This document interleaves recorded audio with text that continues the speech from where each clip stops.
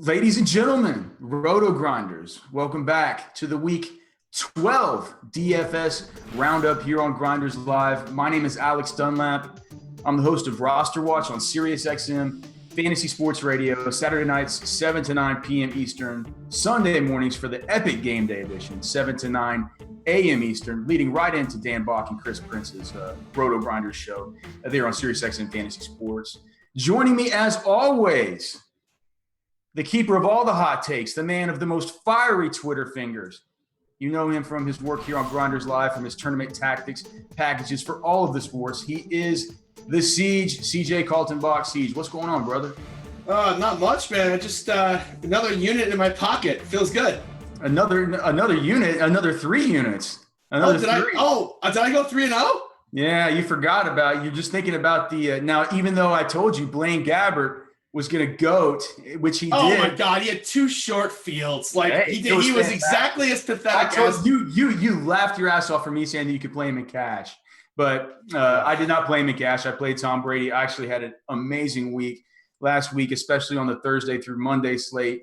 Tevin Coleman not getting in the end zone cost me like $5,600, but still had a big week. The Thanksgiving slate, absolutely the complete opposite. Complete absolute nightmare. How was your Thanksgiving slate? Did you get on any of this Marvin Jones or any of this junk? So I did so bad on the 3-game slate. I played the 2-game slate, and then I hit the nuts. That's what I should have done. Well, see, I would have never hit the nuts because I was sure that I needed to get 2 tight ends in, and they needed to be Vernon Davis. It was on FanDuel, so you got to go 1 tight end. Okay. Yeah. See, I was able to. Yeah, because I thought you needed to have Vernon Davis and Evan Ingram, but on FanDuel was forced to pick one, and Evan Ingram was somehow the winner. So Texas and our antiquated rules about FanDuel, man, I wish I could play over there sometimes. But yeah, so looking to get right back in the saddle this week. We have a whole lot of hot takes here from some of the hosts on Grinders Live. If you guys haven't seen the show here before, what we do is we take 6 takes selected by Siege and I, and also by our producer Simon Edwards, and also with some help from Dan Bach to pick out some of the more interesting takes from some of the shows here on Grinders Live and on the podcasts during the week. We go through them. Siege and I give our takes. Towards the end, we try making some bets between the two of us, talking about some of our own cockamamie plots and ploys and ideas as they pertain to the slate. It's always a great time. Siege, before we get into the clips this week, just we were talking about it off air, and you were saying that like me, I've been sitting around banging my head against the wall. This is a week where I noticed that they have the Wildcat this week with a 3-entry max. I'm more of a cash game player, and I like to play single entry, 3-entry max tournaments. That's one where I'm going to be having to get in and invest some in that. And I'm just trying to get into my tournament mind and think about these things, and I'm just having a lot of trouble because it seems like there's so many good plays. Like I can't fit them in. Like how do you see this slate? Are you having as much trouble as I am here with your lineup construction, with kind of picking and choosing between what I feel like are a lot of strong plays and a lot of great spots? I mean, yes and no. Like, I agree there's a lot of great plays, but on the other hand, like, I think like there's a lot of bad chalk. So I feel like I can just like play a bunch of these options and kind of rotate them through tournaments and be way overweight of the field. Like, I don't know where you're at on Corey Davis. We'll talk about him, but I actually have had a complete 180 on Corey Davis. From like early on, I had one opinion, and now I'm kind of have the exact opposite. Well, let's talk about Corey Davis because we don't have a take on him here on the show. That's an interesting deal. Corey Davis, 4,900, no Rashard Matthews. We know that the Indianapolis Colts pretty horrible in the secondary. I will say that I think Rashawn Melvin has been a little bit better, in the last few weeks. He's a guy who if you just watch the games, you've noticed that he's kind of good. I wonder if he's going to get a lot of Rashawn Melvin. I also, when you look just through what he's done, he's getting the targets, he's getting the usage, but he's been bad. He's been bad. Right. He's also just been bad. He looks like out of shape. He doesn't look like the guy I saw at Western Michigan. Like, he just looks slow. Is he going to be chalk? Corey Davis? Yeah. He's going to be the highest owned player on the slate. Well, I'm not sure. Well, he's going to be the highest owned player on the slate. Is that what Jamino says? Why would I would be stunned if he didn't. Like he is the chalkiest of chalk. He's chalk. Oh, he is chalk. Wow. Yeah, highest owned player on the slate. Like I'd be stunned if he's not. I mean, I've in no iteration of any of my lineups that I've just tried putting together that I consistently just clear out and just start over because I get so tilted. I don't think I've had any Corey Davis because at that exact same price point, I can get Sammy Watkins against this depleted secondary of the New Orleans Saints. But God, the Rams. I can't figure out what to do with the damn Rams. We'll talk about them. Yeah, I say stack and move on. But anyway, so all right, so a lot of talk for us to get to here. Clearly, let's get to the clips. And the first one, whenever I heard Dan Bach with this take, I said we need to get this on the show because Dan Bach is talking about the GOAT. He wants to use him this week. He is in the epic spot. He is cheap. Here is Dan Bach on a play that I'm going to lock into every single one of my tournament lineups this weekend. All right, John, let's move to the wide receiver position. Alan Hearns, again, didn't practice today, looking doubtful this week. And, D.D. Westbrook here, Keelan Cole, a couple of names to throw out there. And I'm the resident Jags homer here. And D.D. Westbrook, he was okay last week, but he also, I think, had a call that was called back or a catch that was called incomplete that actually was complete. And, we've seen it throughout this year against the Arizona Cardinals. You don't really want to take the number one guy, maybe unless it's DeAndre Hopkins because he's just the GOAT. But the 2 and 3 guys are the guys that you want. And you got to think Patrick Peterson's going to look at Marquise Lee, and that means D.D. Westbrook this week potentially, right? Are you of interest, maybe? Yeah, I mean, I think I do have some interest. It is worth pointing out that Keelan Cole still did outsnap him last week, 45-35. But I think what we're going to see this week is those numbers kind of switch over where Westbrook, in his first game, they brought him out. They see what he can do, see how he is, and then see what came out of it. And as far as we're being told, he came out of it quite well. And I think what you're going to see now is kind of a reversal of those snaps. I think he'll get upwards of 60%, and Cole's going to drop to 40%. And for that reason, I think he's a pretty good play, especially when you add in the premise of what you're describing, where Patrick Peterson's likely going to lock down Marquise Lee. And let's be honest, Marquise Lee hasn't been the sign of health over the past few weeks either. And obviously no Alan Hearns. So, yeah, I mean, I think that D.D. Westbrook is a guy that we should be considering because his price is still not cost prohibitive. Yeah, only 3,600. Yeah, I mean, we saw last week with Bruce Ellington. When you get those 3K guys that you feel are going to get volume, you kind of go there. I don't feel as confident that necessarily the volume is going to be there as I did last week with Ellington. We still have some time, obviously, before the games kick off to see how the injuries go and how the matchups potentially will go. And but he's definitely a guy who I think has huge upside. But Blake Bortles still kind of worries me just a little bit in this game, but definitely a name to consider, especially GPPs. I wouldn't roll them in cash quite yet. The epic GOAT, the monster, the squirmy little pipsqueak, the preseason all-time just baller, D.D. Westbrook, the Biletnikoff Award winner. I can't believe he went in the 4th round. What a steal for the Jaguars. And now he's going to be in the spot that we've targeted over and over and over again this season. Even a crappy player like last week, Bruce Ellington, in this same spot was perfectly fine. He helped me to have a huge week. D.D. Westbrook, only 3,600. I mean, we're going to get Marquise Lee over on Patrick Peterson, the guy who's – I think what they're going to do, Siege, do you think they're going to bump Keelan Cole into the slot and have D.D. Westbrook over on the outside? No chance. No? D.D. Westbrook's going to play the slot. He's going to 100%? Okay. Well, I wouldn't say 100%, but I'm fine he's either going to way. be in the slot. Are you He played most of his college snaps out of the slot. Are you telling me that we're going to get D.D. Westbrook in the slot against Tyrann Mathieu, who before he tore both ACLs ran a 4.5? Yes. No, I'm with you on this D.D. Westbrook take. I was telling you off air, the first thing I did this week when I saw Jalen Ramsey was out was pop the over in this game. I think Arizona's going to be able to put up some points as well. I like the Jags here as well. I think this game's going to be very pass friendly. These aren't two offenses you normally would say are too pass friendly, but I kind of like the matchups for both passing attacks here. And Dede Westbrook is one of those guys that I'm going to have a lot of lineups. 100% like you, probably can't go there. I think there's some other good cheap guys, but I'm going to take a huge stand on Dede Westbrook. That's for sure. I can't. Of course, you're not going to go 100%. You play like 500 lineups. Like I said, I'm playing 3 lineups this week in the 3-entry Wildcat. But yeah, I think that I mean, it's just 3,600. It opens up a ton whenever there's so much I want to do, and I've been waiting on this. And the snap cat's going to go up this week too. Like I think he'll probably play something like 50% of the snaps this week instead of like 35% last week. He'll play more than that. And here's the other thing: is he had 6 targets last week.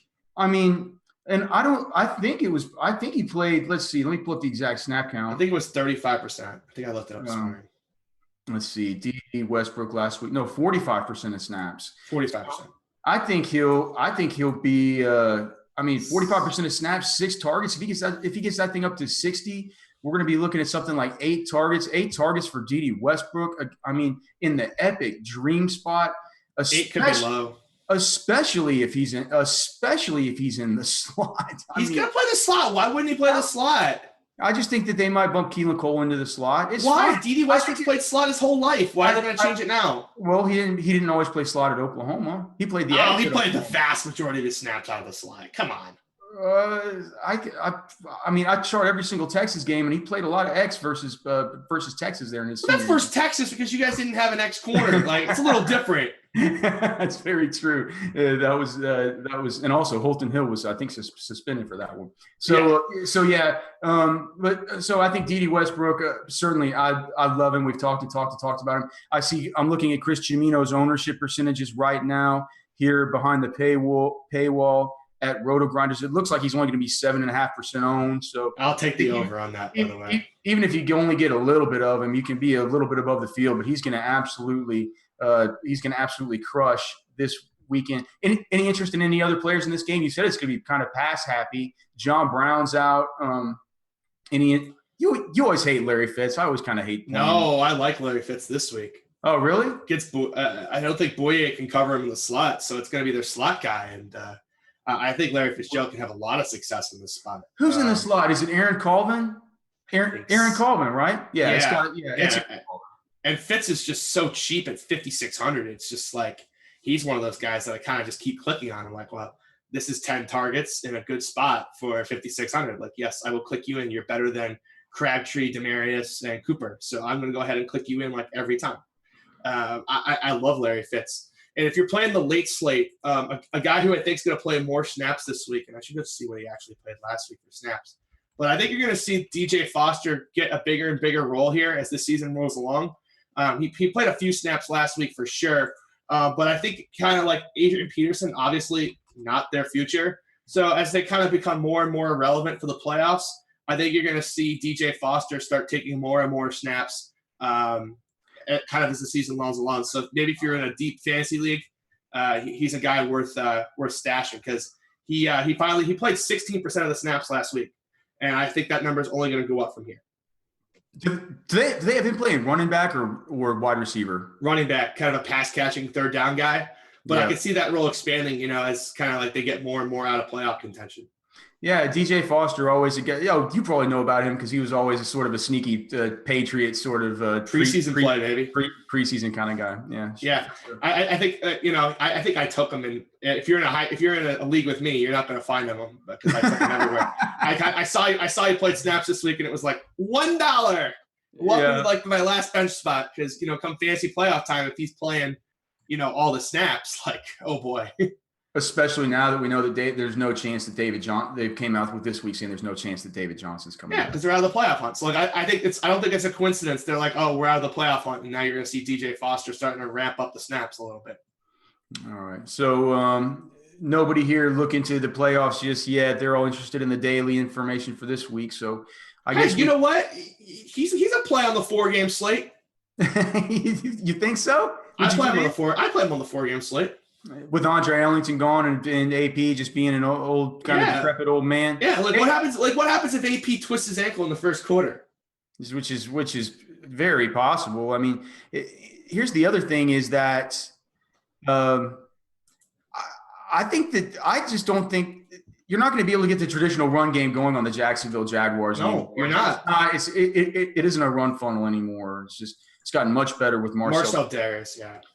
All right, so that was the DD Westbrook take. Clearly, just all the love in the world from this side for DD at 3,600 on DK. Here's our next one. This one comes from the DFS pick six, and this is Siege. We're gonna have to talk this one out too because this is just there are a couple players on this team that I'm interested in a lot of them, but it's impossible to get them all in. Lord Reeves at the very end of the DFS pick six. That was mainly a show previewing the Thanksgiving slate. Just got into a few of their main plays for the Sunday slate. And Lord Reeves says this is a player who he hasn't played all season that he is using his ticket for this week to get on board. A lot of people have played this card already, but I have not played my card yet. This is a Julio Jones week. I have not played my Julio card one solid season. Everyone's allotted one. Most have failed. This is my Julio Jones card week. I know he's been frustrating. He's still fourth in the league in receiving yards per game. He leads all receivers in targets per route run. He has a 31.5% target market share over his past 5 games, and he's in a spot that he's typically destroyed and that we target. I mean, wide receiver ones are averaging 17.8 PPR points per game against Tampa Bay. It's the third highest total in the league. 68% of the receiving yards they allow is going to wide receivers. That's number 3 in the league. And Julio has just massacred the Buccaneers in his career. 68 catches for 1,110 yards and 8 touchdowns in just 10 games. He's had 16.6 or more PPR points in 9 of those 10 games. At home, indoors. I'm playing my one. Everyone gets one this year. I'm using my this is the week for Julio Jones card this week. All right, so that comes from the DFS pick six with Eric Crane, Evan Silva, and Rich Rebar, Lord Reeves. You just heard Lord Reeves there saying that this is finally the week, Siege. He says that he's dodged the bullet. I mean, it seems like if you haven't played much Julio this year, you've kind of – is that how you feel like you've kind of dodged a bullet, or have you been happy with what you've been getting out of him? I think – I mean, as a Julio owner, it's season long, for PPR – he hasn't had the huge upside that I've hoped for, but he's had a fairly good floor. We just haven't really had the big explosion. Of course, only the one touchdown all year in the fog versus your Patriots. What do you think this week? Do you think that this is finally the week, if you haven't gotten on board with Julio, that this is the week to do it? He's only 7,700. I heard Adam Levitan last night on the expert square table say that it's the cheapest he's been since 2014 in a non-Seahawks matchup. I was kind of interested in then our boy Scott, who we're about to make fun of because, I mean, I don't even know if this show could happen without Scott. No. He is just like, yeah. He makes the gift that go. keeps on giving. He really is. But I'm thankful for Scott Barrett and his takes. It's interesting, though. He says that since week 6, Julio Jones ranks 9th among all receivers in yards per game, but 77th in routes run per game. Like that just to me screams like limited upside. Like if he's just not playing like all the snaps, like then what? He's never going to go put up that 200-something plus yard game that wins you a slate. I'm telling you, man, too, is a guy that just owns him in a ton of high stakes, like experts, like season long leagues. Like I get tilted by how much he goes off the field and looks like he's limping, and how he takes himself off, or past the helmet and brings himself off. You wonder if I don't know, man. Like he isn't on the injury report, I don't think, this week finally. So, I think he probably should be healthy for it. I think the Tampa Bay Bucks, for one, he's murdered them in his career. For two, they've been awful. I mean, it's the best, not the best, but I think our matchup tool has, what do we have this at? Roster Watch matchup tool has this as the 4th best matchup for opposing wide receivers this week, because they are getting a little bit better, a little bit healthier there on the back end. I noticed, though, for $600 less, another take we're going to get to. We'll talk later about one of the other players who somebody's talked about taking over Julio. But there are players in better matchups who are cheaper that represent maybe as much upside. I just don't know, man. It feels like, doesn't one of those games from Julio feel like it has to be coming this season at some point? Just I mean, monster. It could happen this week. It's just a situation where I like Tevin Coleman more, and it's just not going to happen. All right. Well, Tevin Coleman, I was looking through here today, and the matchup that we have, it's the 15th bet, so kind of a middling matchup for opposing runners on the roster watch matchup tool. But if you look back at who they've faced, if you look at Devontae Freeman's game splits Tevin Coleman's game splits whenever Devontae Freeman's not in the game, he averages about 19 touches. If you look and see the players who have gotten at least 19 touches versus the Tampa Bay Buccaneers as running backs this season, even standard, the floor for that is 22.6 fantasy points. So I think in a PPR setup like DraftKings, I think that he represents a nice floor if we can count on that 19 to 20 touches against this Tampa Bay front. Also, man, Atlanta at home runs the football. And I don't think people talk about that as much. That they're much more run heavy at home, and that has not changed even with the change in offensive coordinators to Steve Sarkisian. So I just don't know if I can get in Julio and Tevin Coleman in the same lineup. I mean, I don't mind really. Do you like having that much exposure to the Falcons? And if you do you have to get in Matt Ryan too at that point and bring it back with a buck and do all the do the whole line? I'm just not going to have much Julio this week. It's really what this is just going to come down to. But what if you did want to have Julio and you did want to have? You got to fade Coleman. Like you can't be having this much Atlanta on this slate for me personally. Like you just can't have the onslaught. I don't see it. I think there's just a lot of other spots that I would rather onslaught than this one. I will mention if you had the under at 2 segments before I brought up a prop, you're gonna get the win. Or what would you get the win? Yeah, you would. Under 2. Yeah. Yeah, under 2. Under 2.5 should have been a line realistic. Under 2 is not realistic. Julio Jones, just an epic prop this week at 7,700. If you look at our the NFL DFS flex values that we have up for our pro members at Roster Watch, Julio Jones at 7,700 is 4th place right now of the 76 props that I've been able to get from some of the offshore sources. The receptions, it's our 4th best matchup of the week. The receptions prop is 6. The receiving yards prop is 89.5. If you bake in the prorated bonus, and Siege is going to laugh again. Once again, he's a favorite to score. He's been a favorite to score every week. He's a favorite to score at minus 125 through the easiest bet in the world. Just bet against him scoring every week. Yeah. Well, yeah. You'd be printing if you did, because he's usually a favorite.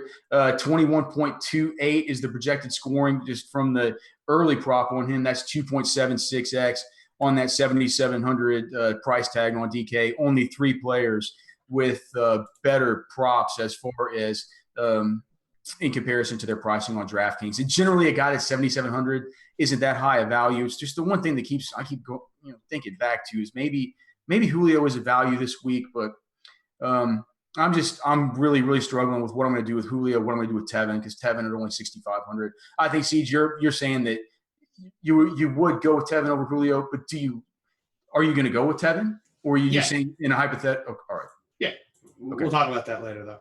All right, let's get on to the next clip here. This one comes from our boy we just talked about, More Gold from Scott Barrett.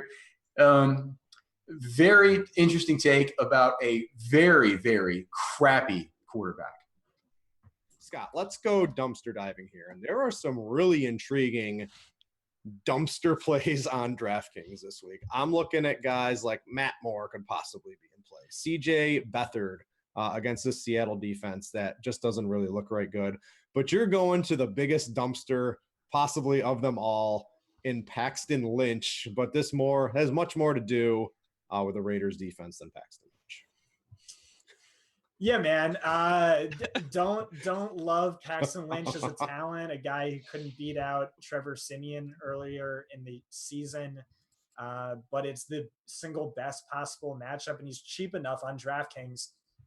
So let me just tell you about how historically bad this Oakland Raiders defense is. So they're allowing the 2nd most fantasy points per drop back to opposing quarterbacks. Okay, all right. They currently rank last in the league with an opposing passer rating of 113.2. Okay, that's pretty bad. But for perspective, that passer rating, if owned by a single quarterback, would tie Tony Romo's 2014 season for the 6th best passer rating of all time, on lists with guys like Peyton Manning on there twice, Tom Brady on there once, Aaron Rodgers on there once. The Raiders are the first team in NFL history with 0 interceptions through their first 9 games, their first 10 games. Only the Giants have recorded fewer sacks this season. Tom Brady, 339 yards, 3 touchdowns, 0 interceptions last week. Okay, it's Tom Brady. But the Oakland's game before that, Jay Cutler threw for 311 yards, 3 touchdowns, and 0 interceptions in his entire 148-game career. That was his first such game with at least 300 yards, 3 touchdowns, and 0 interceptions. My point is, if Jay Cutler could do it, I mean, come on. I just, Siege, I don't know what to say. Scott Barrett, here's the thing. So many times, though, here's the thing about Scott. Sometimes we bury the guy for his takes, and then we end up being wrong. He was dead on last week saying you're a donk to play Rex Burkhead. No, we ran awful. Burkhead got the first 4 touches and then he fumbled. No. Rex was on his way to getting 30 touches in that game. Like, it was clear that Rex Burkhead was on his way to being the guy in that game. I think 30 touches is a little optimistic. Yeah, maybe a little high. Like, he was well on his way to being like the guy. And then he fumbled the football in the red zone and he got benched for a quarter. And then he was clearly rattled after that. Because they had like a couple plays. He had like a walk-in touchdown that he dropped. Like, he was clearly rattled after the fumble. No doubt. But let's not let the Burkhead talk take us away from this horrible take from Scott Barrett saying that he wants to actually in contest on DraftKings that he's put his money into. He wants to click on Paxton Lynch's name of all people and play him at quarterback. A guy who can't beat out Trevor Siemian. A guy who, man, at these Broncos training camps for our training camp tour, when I see the footage that gets sent back of these 2 quarterbacks and just the reports and just what I've seen with my own 2 eyes, I mean, he is bad. He has never looked good at any point. Siege, do you think that the matchup trumps all here? Maybe rushing upside price. I don't even know. Like, how do you wrap your head around this? Because I've heard people talk about Paxton Lynch. I heard JM to win Sharp. He was talking about him last night on the Expert Square table. People, it's like the devil you know is worse than the devil you don't know. Yeah. And it's just like people haven't seen Paxton. I did that backwards, but the idea is that like they haven't seen Paxton Lynch be awful lately, so they forget how awful he is. Whereas, they've seen like Mike Glennon and Trubisky be terrible, and they're like, oh, like this guy, maybe he's not terrible. Like, no, I got news. He's bad. Like, bad. I don't understand how you could possibly play him for 200 more. You can get Blaine Gabbert, who we've already talked about, actually has a nice, decent matchup with Fitzgerald in the slot for 4,600, or CJ Beathard for 4,600. Both of those guys are infinitely better plays, like way better plays. I loved Gabbert last week. I think Gabbert could get absolutely roasted this week. Why? I get the offensive line's bad, but Larry Fitzgerald's just going to be wide open over the middle of the field like 19 times. Yeah, but he's going to get sacked 7 times and just break his little neck or something, man. He's going to get hurt. All he's going to do, though, is just get 2 touchdowns before that. Like, it's not. Yeah. I mean, it's true. I think he's going to get sacked 6 times at least. I mean, probably. I'm not disputing that, but like I would play that at 4,600 over Paxton Lynch. I can just see him getting sacked and just. Okay, hey, you want to take Paxton Lynch versus Blaine Gabbert? We can gladly do that. No, don't. You're defending Paxton Lynch right now. That's what's happening. I'm just saying, why not go up to Jacoby Brissett? Because I mean, that's a significant amount of money more. Is like it? That's 1,000 more. That's like 20% more. But like he's 54. He's 54. That's 1,000 more. How much is Lynch? Lynch is 4,400. Yeah, that's significantly more. CJ Beathard is 4,600. Like, just play CJ Beathard at 4,600 against the Seattle defense that literally can't stop a fly right now. Yeah, at home, right? Yeah, at home. Yeah, coming off the bye week. No, agreed. Against the Seattle team is playing on. Did they play Sunday night or Monday night? Seattle played on Monday night, right? Yeah, it was a team coming off. It was Tevin Coleman with his elbow down on the 3-inch line. That was quite happy for me, so I can live with that. It was the most tilting experience. But Seattle played on Monday, right? So it's the team coming off the bye versus a short week team traveling on the road. Yeah. There's all sorts of good trends there. No, I like it. I just think that we got to give Scott. I mean, basically Scott's side of the story here is that the Oakland defense is terrible. They just fired the defensive coordinator. There's still like talent there in the front seven. Like, I'm not giving up on the Oakland D quite yet. I know it's a narrative-based thing to say, but you always get a dead cat bounce from a unit whenever their coordinator is fired. I legitimately think the Raiders defense is in play. Like, if you told me, hey, guess what? Paxton Lynch is on the road and that defense is going to be under 3% owned. I didn't give you the team name. I just said it's going to be a defense against Paxton Lynch at home at 3% for 3,000. You'd be like, all right, where do I sign up? And one of the league's premier edge rushers going against a very crappy right tackle too. Yeah, you could say that just not say the name of the team. Yeah. Okay. Well, yeah. It all makes sense to me. I don't like Paxton Lynch. We actually have a defensive take this week that we'll talk about. It's the reason why I'm not going to get on the Raiders. But that's very interesting because, man, I could use some salary. What do the Raiders even cost? 3,000. 3,000. I wish they were a little cheaper. Okay. Let's go ahead to get to the next one. This is not the one where we talk about a defense, but this is an interesting take. This one comes from the Swolecast. It comes from Davis Maddock, who has we talked about Julio Jones. There's a certain wide receiver that was chalk last week, and he was very, very, very good chalk in all of my lineups. This is a wide receiver who's not being talked about. I haven't heard him talked about at all this week, who he says that he likes more than Julio Jones. Do you think that people, even regardless of the bad results but good volume for Jones, will for sure play him over Cooks? Yeah, I think for sure. Okay. I actually think Cooks is probably who I like better this week for the $600 discount on DraftKings. Right. I like understand that that's like the anti-sharp take. Like everyone who like thinks that they're like a sharp, like everyone who posts Excel spreadsheets to Twitter is just like, if you don't play Julio this week, you're like an extreme donkey. But at a certain point, you have to understand. I mean, Evan, how long has Julio Jones not being put in touchdown scoring positions been a thing for the Falcons? Oh, we lost Evan's audio. Evan's muted, I think. He actually has a decent number of red zone targets, but he's been so inefficient. Like, I'm starting to wonder, is he Andre Johnson? Is he like he's Andre not that Johnson? Bad. I mean, all right. Well, I mean, I don't think that he is either. But he has been inefficient in the red zone. Mohamed Sanu just crushes in the red zone. I mean, I'm going to play a lot of Julio this week, but that's a situation worth discussing.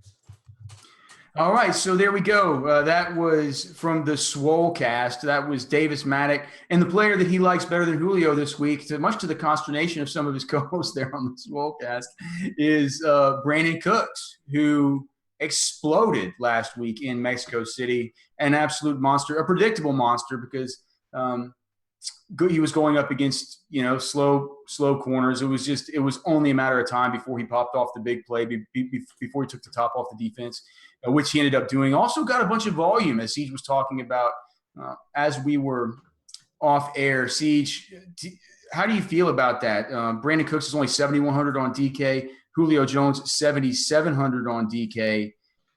I mean, it just seems like in the world of the DFS echo chamber and the recency bias and everything else like that, it seems like generally Brandon Cooks coming off a game like that, going up against the crappy Miami secondary at home, it seems like everybody would be on him, but I don't think many people are going to be on him. Let's look and see what Jamino has him at.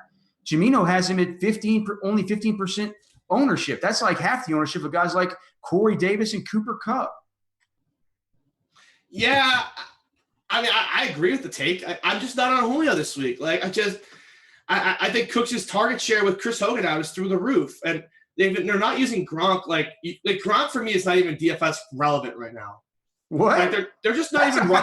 That's a hot take. I mean, they're not running those post patterns over the middle of the field where he gets those 20-yard pass plays. And he takes the hit.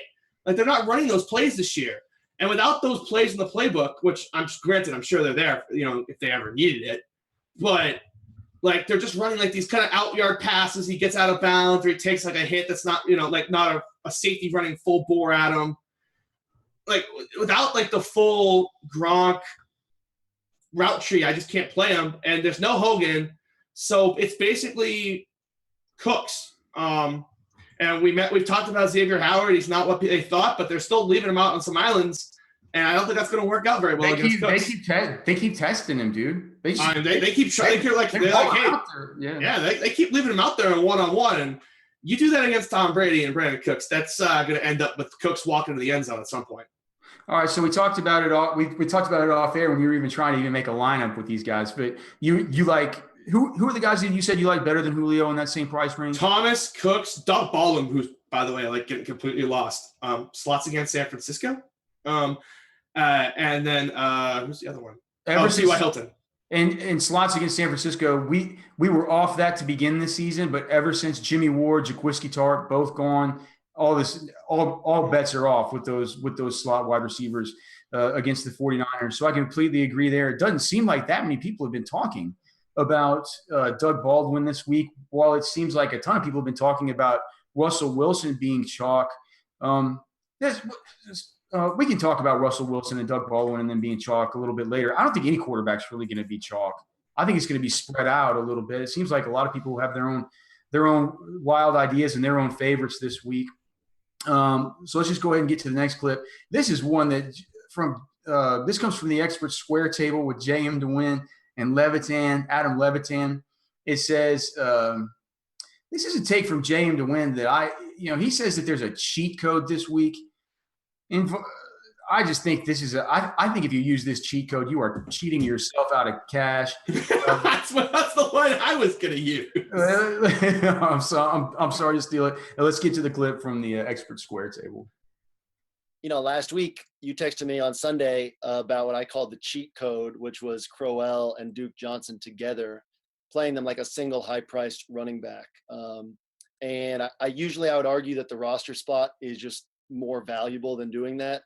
But last week I didn't feel tremendously confident in any of the high-priced running backs, and this week there's not a lot of value. So this is one more that last week, before they have Coleman and Josh Gordon to throw to, that I'm willing to go there together, treat them as one high-priced running back, 4+ points in 6 of the last 8 games. It's the only way for the Browns to move the ball. I know they're idiots.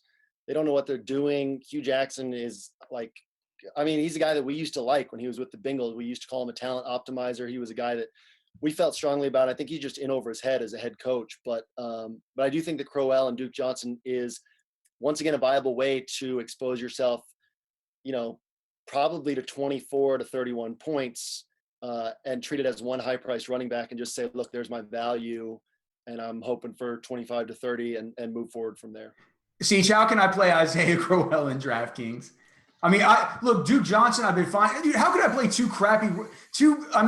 how can I play 2 running backs on a crappy team where one is seeming? It seems like Duke Johnson. I understand. I've been playing Duke a lot. He's been good for me in that 4K range for the last couple of weeks. I feel like I've kind of skated by the skin of my teeth a little bit because, I think 1 week recently he's got me like 16 points on DraftKings on only 6 touches.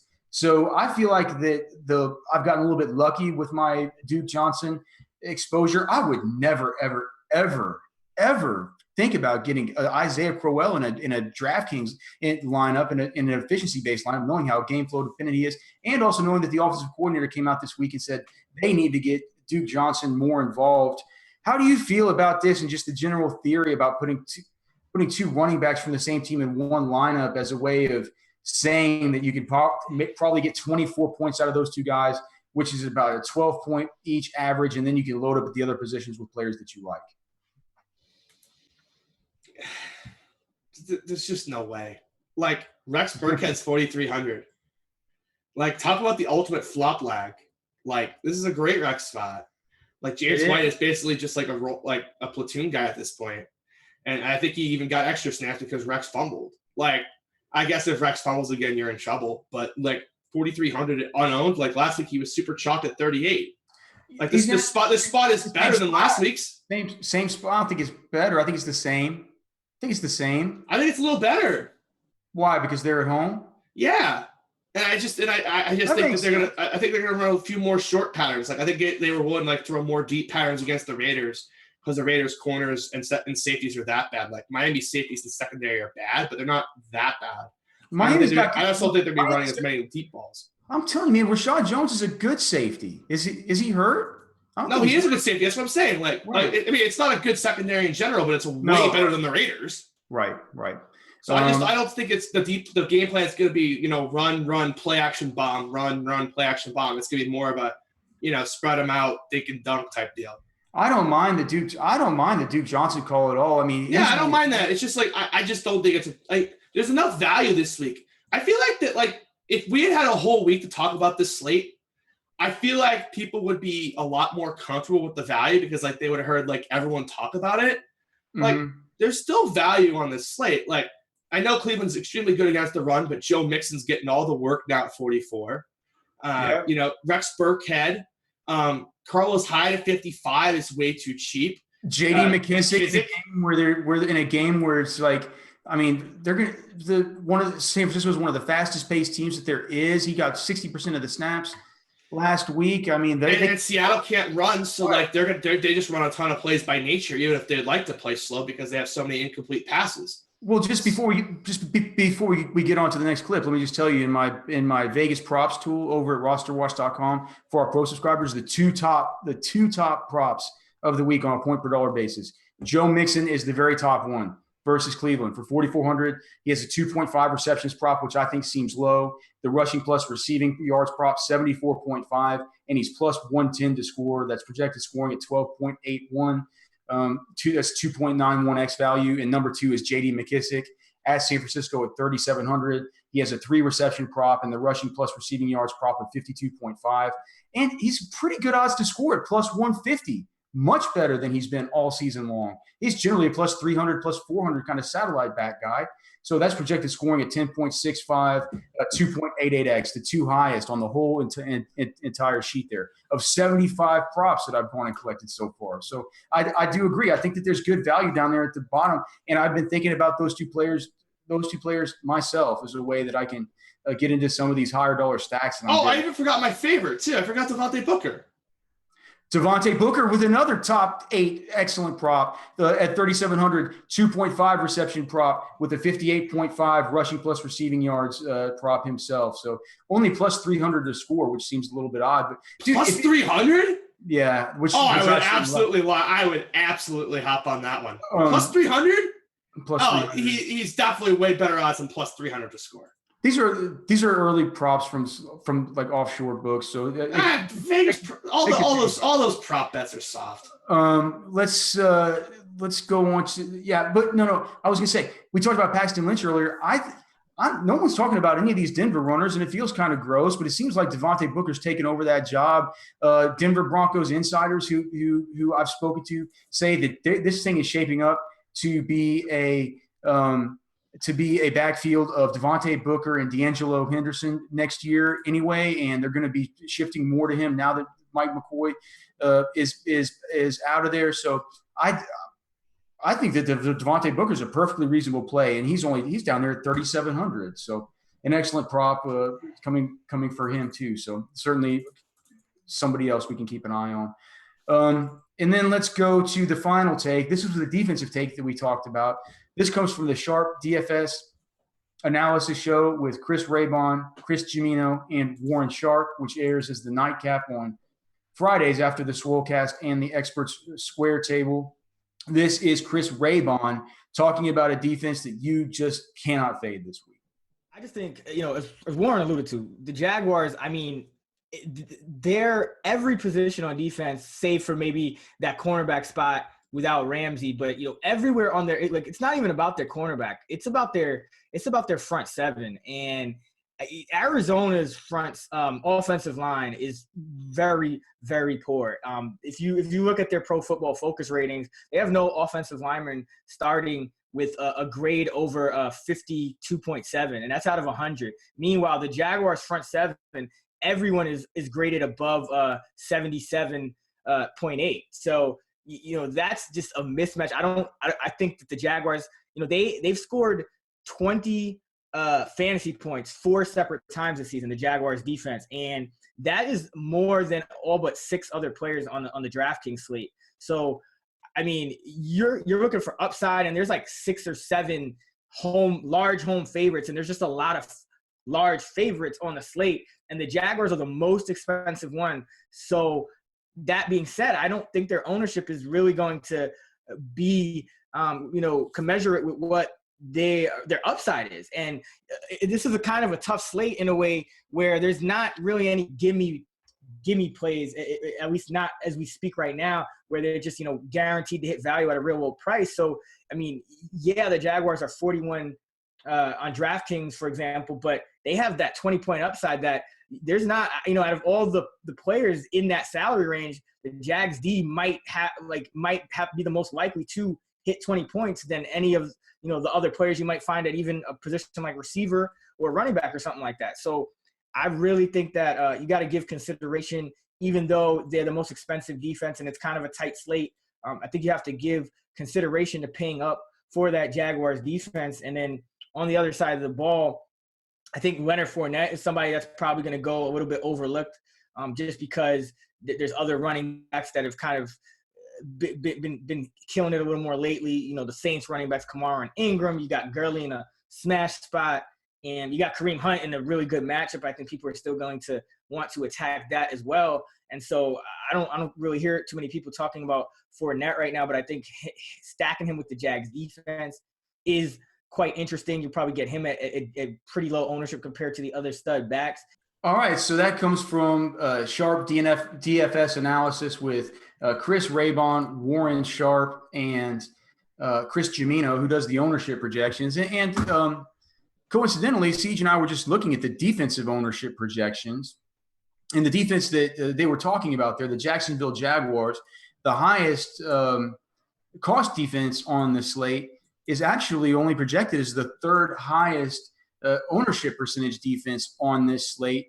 For me, Siege, like we were talking about previously, I think that they are going to murder Blaine Gabbert this week behind that crappy offensive line. I think he's going to get sacked and curled up into a fetal position at some point, maybe even knocked out of the football game. So I've been locking in Jacksonville for the most part. The only other 2 defenses I've been messing with have been the Eagles and the Bengals. You mentioned earlier the Oakland Raiders. It looks like the Atlanta Falcons are going to be pretty popular, as well as the Carolina Panthers. Chris Raybon said that a good pivot off of Kareem Hunt is to go with a stack or correlation play of the Jaguars, just lock in the Jaguars defense and also get in Leonard Fournette as the running back defensive correlation. Your thoughts on the defenses this week and whether you would want to pivot off of Kareem Hunt with Leonard Fournette versus the Cardinals? I just think this game's gonna have more throwing than people think. I don't hate the idea of Fournette. I'm just not his biggest supporter. That's just the tournament player, and you knowing it's so contrarian, but you just can't do it because you hate Fournette, right? I mean, that's the deal. I just think they're gonna throw the ball. It's more like I want to be on D.D. Westbrook more. I think that's really what that comes down to. Yeah, no, agreed. And there's these value running backs that I kind of want to be on. Like I kind of see my lineup construction kind of me being overweight on the value at running back, kind of paying up at that wide receiver tier, and then kind of getting around to pay up for some of these defenses. So I think I'll have some Jags. I've had some Jags every week, and I don't think I'm really going to stop now because they just keep getting defensive touchdowns at what realistically is probably an unsustainable rate. But still, I just like – it's like when you look at the running backs this week, right? And it's like Coleman and Gurley I like, but it's just like I don't really like the Saints guys as much as the field. I think their price is kind of too high at this point. It's so high for 2 guys that share the Hunt. Hunt is just like he's gonna get a touchdown eventually, but good God, he's gonna get a touchdown this week. He's gonna get one this week. I know, but is one gonna get it done? Like I like Hunt. I'll probably try to be overweight at the field slightly, but I don't love the play. And then after that, it's kind of like like the cheapies. And I think I kind of just want to roll in cheapie land, and just kind of like these stud wide receivers, like they're such good spots, man. You are such a contrarian, dude, because it's the antithesis of the build this week. Because is it though? Like Yes, it's the antithesis of the build. All you hear people talking. Look at Jamino's ownership projections. The top owned wide receivers are all 5K, 4.9K. Then you get to Julio Jones. People are going to pay it for. They're going to pay it for T.Y. Hilton. But then you get to another 4.9K. It's just insane that these elite wide receivers in like the GOAT spots are all going to be low owned. Like they are, and then you look at why? But like why? Like what's better value? Cooper Kupp, who drops a ball once every 4 times it's thrown to him. You take it back. Corey Davis, who's a golden slow. son. Like Sammy Watkins, who's done nothing all season. Julio Jones, who can't catch touchdowns. Like, are those better plays than a guy who's getting more and more of the running back share? Like in Rex, in Hyde, in McKissick, like Duke Johnson? Like, you're really telling me that Cooper Kupp is a better value than like the running back value? Well, here's the thing: is Duke Johnson gets as many targets per game as Cooper Kupp. You know what I mean? Like So I think, and like everyone forgets, like Jared Goff could just dump this ball off to Todd Gurley 10 times on this spot. And if that's the case, you're gonna need to pay it for Todd Gurley. So I mean, that's the guy I would pay up. I mean, I said I like Coleman and Gurley, right? And then I prefaced it after that, right? But it's just a situation where I feel like if this week were longer, people would just be like, wait a minute, Doug Baldwin's a slot against San Francisco, and Brandon Cooks is getting 60% of the targets, and Michael Thomas in a game that's going to shoot out has been getting 40% of the air yards, and you would just go on and just be like, why am I paying like cheap prices for guys that are unproven? Like, I don't think we need to. Yeah, I mean, it just seems to me. I look at where I see the chalk starting to develop. Clearly, I watch all these shows on RotoGrinders to give my input on the clips that we should use. And it seems to me that, at least from what's going on here in this echo chamber at RotoGrinders, and I know a ton of people watch this content, like it just seems like people are talking about the value being at wide receiver and then paying up. But here's the thing. Everyone says the value is at wide receiver. The value is in 2 wide receivers. It's not like that there's a list of 7 or 8 guys that are going to be chalky. I think that there. I personally disagree, Rick. I think there are other names that should be in that tier. But like we're talking about the chalk, right? There are 2 names out there, Kupp and Davis. Like 40% of lineups are going to have one of those 2 guys. And then Watkins, Kenny Stills, people are talking about him with Matt Moore. Let's just talk about like the mega chalk guys. Let's just stop there. Like, I can't believe Corey Davis is mega chalk, but I guess he is. He definitely is. Like, so like if you are looking at those situations, it's like, okay, what's the bust probability on Cooper Kupp and Corey Davis? It's pretty damn high. How do you define bust? Less than 3x? I mean, for tournaments, like realistically 4x for tournaments. Oh, less than 20 points for Cooper Kupp? I'd say he's got a 18 to 20, let's just say, for both those guys. What is his median scoring? His median scoring in PPR is only like his median scoring in PPR is like almost like half of that. So I mean, I think that. Right, and that's my point, right? So I just feel like that, like this value is not as safe, I think, as the general public wants it to be. Like if you wanted to take if Rashard Matthews is out and you wanted to take a real stand in tournaments, Tywan Taylor could be the guy. Like, oh yes, you love Tywan Taylor. I've been texting my friends about Tywan Taylor, and nobody's like, I'm like, he's 3K. It could be on the fast track. It could get sick, and nobody's even responded to my texts. I mean, he's a freak. Like I was upset when they signed Eric Decker to steal snaps away from this guy. I complain about it every time Eric Decker does nothing on the football field. I'm like, why are they running this guy out for snaps? No, he was on my all Senior Bowl team this year, along with Cooper Kupp. Eric Decker was just a complete waste of space on this roster. Complete waste of space. I mean, it's a 3 and 150 type play. I wouldn't go crazy, but like I wouldn't be surprised if like Tywan Taylor catches 5 balls for 120 and a score. And just takes Burns the Colts secondary. God, if he did that, I might win $1 million if he does that. I just think I'd split it up something. I don't know, but yeah, I mean, I'm gonna have at least one lineup that has Tywan Taylor. I didn't think anybody else was even thinking about it. But no, I think it's like I'd rather play Tywan Taylor at like 0.2% than eat 28% Corey Davis. And this is a complete change from earlier in the week too. I was I was ready to eat this chalk early in the week. Like, I was ready to go. And then I was just like, what? I went and watched the tape, and I was like, this is the guy everyone's been all excited about all week on Twitter. Like, this guy's slow. He's dropping balls. He's running poor routes. He's doing everything you don't want to do. Yeah, but he does look like a younger Dez. And boy, how bad does Dez look, by the way? I mean, he could be, but he's not in shape. Like, I think this is just a season you got to throw away on Corey Davis and then come back next year in your best balls and just start pounding just taking him that low. Like, he's just going to be like so low owned, and just like second year is like the big jumper wide receivers. I think I'm ready to write off Corey Davis at this point this season. So our bets from last week, you completely swept me. Do you remember what your bold call was? I don't remember. I remember mine. It was the Jared Cook monster. That certainly didn't come to fruition. Thank God last week for Keenan Allen and Brandon Cooks just pulling me out of that deal. But yeah, and then you won, I think, all three of our bets. That brings you up to plus six units on me. +7. +6. It was only 3 last week, wasn't it? I thought it was a +4.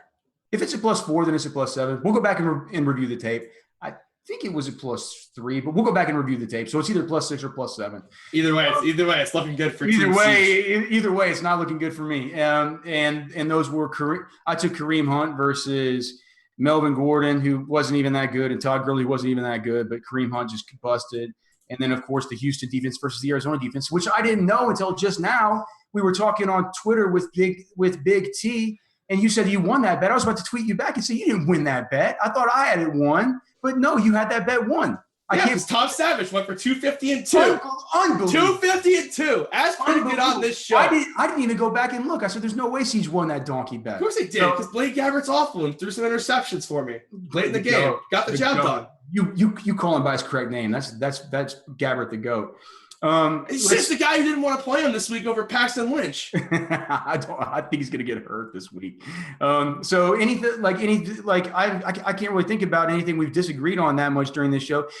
I heard you complaining pretty loudly earlier about Tyler Kroft looking like he's being chalked whenever you. I don't mind. It's Cleveland. I forgot it was Cleveland. Okay, fine. I was going to say I kind of like Kroft.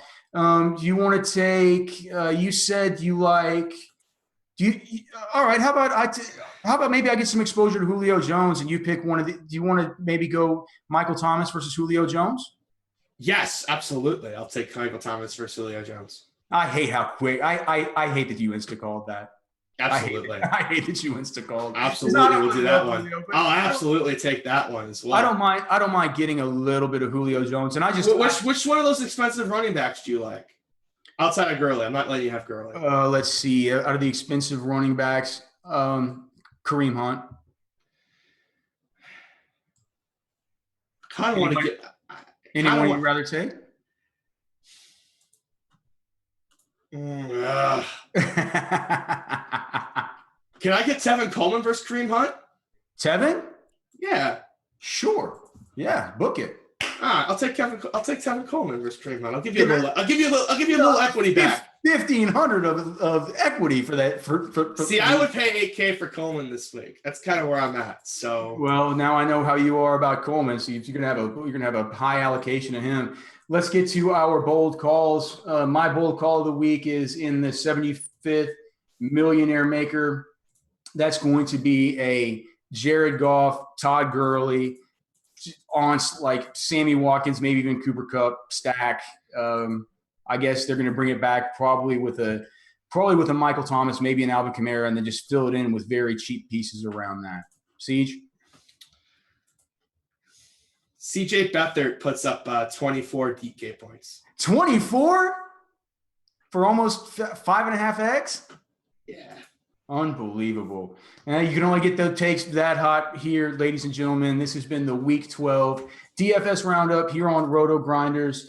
Again, you can find all of Siege's work here at RotoGrinders. You can find his tournament tactics packages in the RotoGrinders marketplace. They're available for all three major sports, NFL, NBA, and MLB. You can find all of my work at rosterwatch.com with a pro membership. All of the tools that we have for in-season fantasy football, DFS, and the NFL draft can be found there at rosterwatch.com. So for CJ, I am Alex Dunlap. Until next week, guys, we are getting the hell out of here.